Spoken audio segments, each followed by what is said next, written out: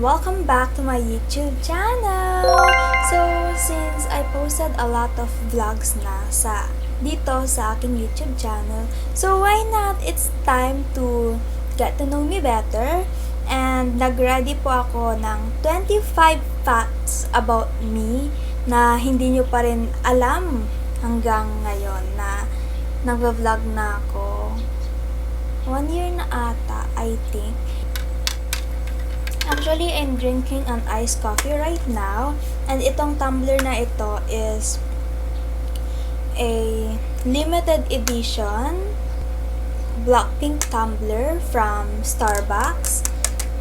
And inom lang muna ako guys bago ko umpisahan. Sarap. Fact number 1. Ang full name ko guys is Nicole Rose Estrada Cayabyab. And hindi siya ganon ka-unique or ka-rare guys. Common siya, but I'm grateful pa rin for this name na Nicole Rose. Number 2. Fact number 2. I am 17 years old, turning 18 this year, and oh my gosh, I'm not ready pa. Hindi pa ako ready na mag-18 na ako actually. Pero medyo excited kasi debut mo, may celebration, ganon. Hindi ko lang alam guys kung magse-celebrate ako ng 18 years old ko this year. Pero I'm grateful pa rin with celebration or not kasi mag-18 na ako. Next guys is I was born on November 28, 2006. Kaya alam nyo na guys, sa 18th birthday ko. Punta po kayo dito ng November 28, invited po kayo. Tara! Fact number 4. I was born and raised in Dagupan City, Pangasinan. Yung mother ko guys is from Lawak siya, Lawak, Pangasinan. And yung tatay ko guys, si Papa, is taga dito po siya sa Dagupan, Pangasinan. Hindi ko po alam yung love story nila kung paano sila nagkakilala. Fact number 5. Huwag nyo ako i-judge guys ha. My height is 5'3". Hindi ko alam guys kung tumangkad ako or lumiit. Okay. My weight is 50 kilograms. 50 kilograms so guys, medyo may pagka-chubby ako ng konti. Next guys, fact number 7. We are 5 in a family. Mama, papa, kuya, ako, at yung bunso namin. And 3 kaming magkakapatid. Pangalawa ako sa aming magkakapatid.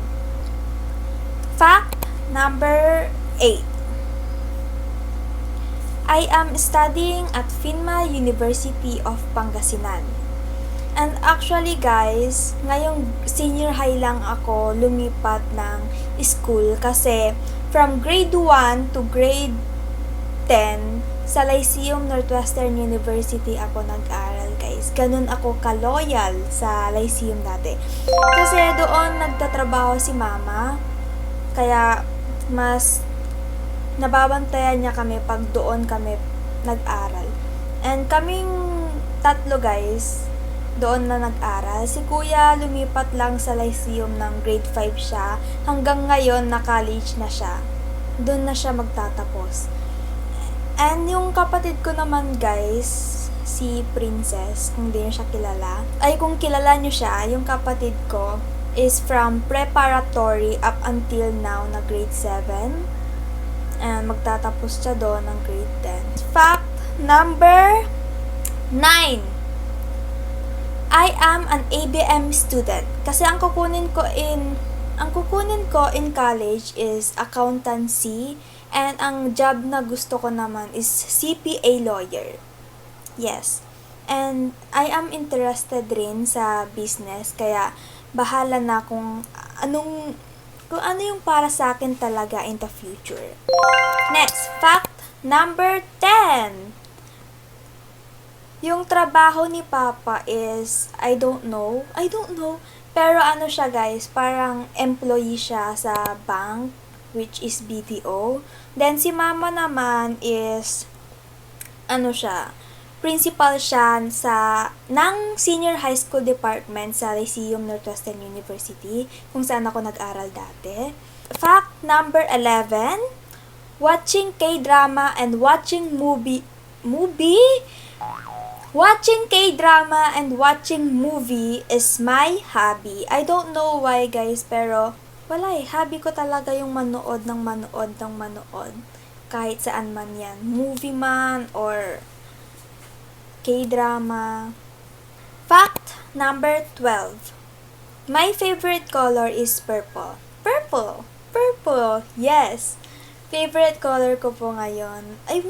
Favorite color ko po since bata ako is purple. Hindi na mababago yan. Fact number 13. I am studying Korean language right now. Kita ka sa camera, ate ko. Anong ginagawa mo dyan? Pinsan ko guys, si Shakira. Siya yung lagi kong kasama ngayon.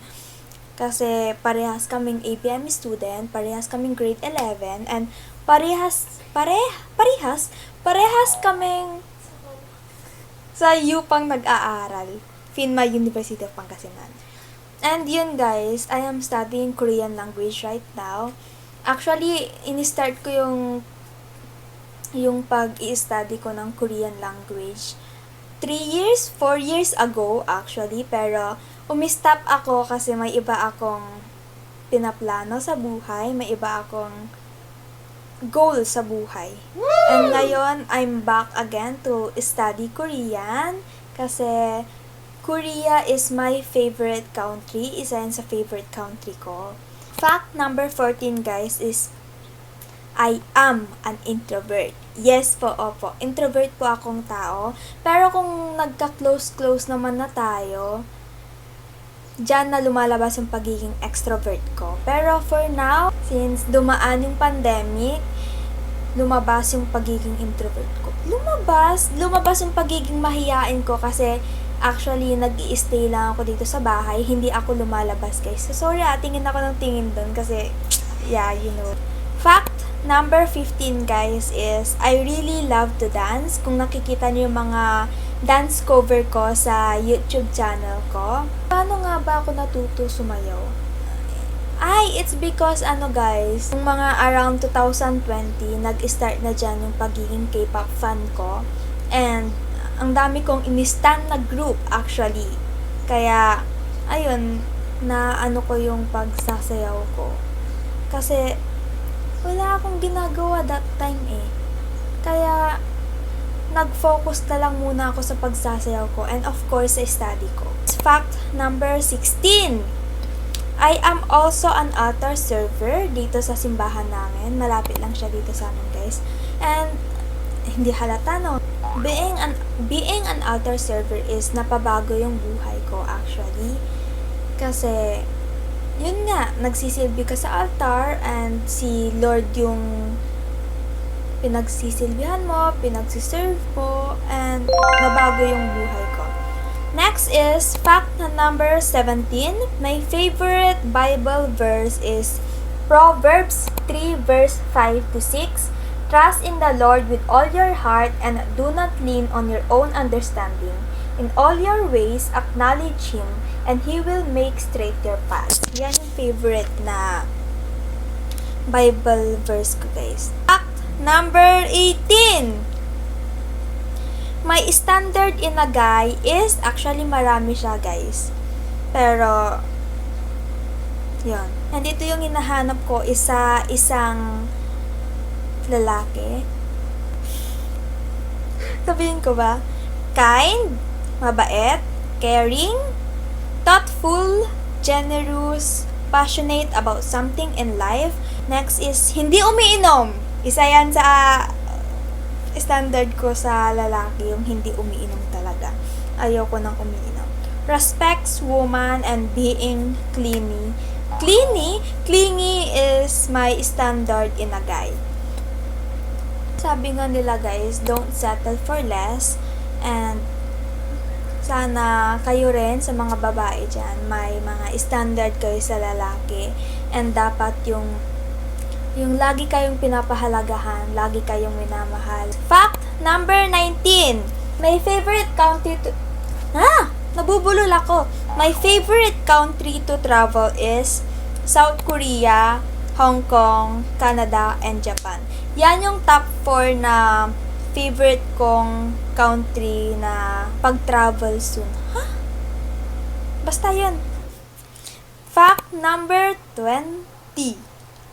I am sleepy person. Kung alam nyo guys, masyado akong ugip. Nagpanggasinan si ate ko. Masyado akong matulugin na tao.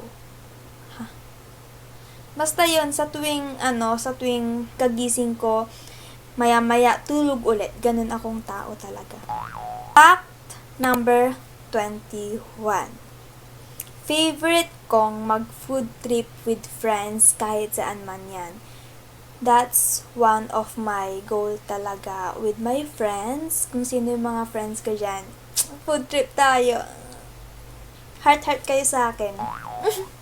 Fact number 22. I have fear sa spider, frog, and butiki. Butiki, hindi ko alam kung bakit, pero one time kasi parang may umano sa paa ko na butiki. Hindi ko alam kung ano tawag dun, kung butiki ba yun or what. And dyan na ako natakot sa butiki kasi parang tinakot niya ako. Yung sa frog naman, alam nyo na yan. Yung sa spider, I don't know why, pero takot na takot ako sa spider talaga. Fact number 23. Competitive akong tao guys, kahit saan man yan. Games man yan, or basta sa laro guys, competitive akong tao. And hindi ako basta-basta nagpapatalo. Ano raw? Fact number 24. I love shopping. I don't know why, kung bakit gusto ko mag-shopping, pero isa rin to sa hobby ko. I love shopping. Fact number 25. Last fact na tayo guys. I really love music. Meron akong interested sa music since naging K-pop fan ako. Kaya sobrang hilig ko ngayon sa music.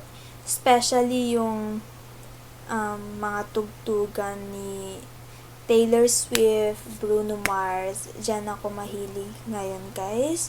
And that's all. 25 facts about me. I'm so grateful guys na nasabi ko sa inyo lahat ng ito.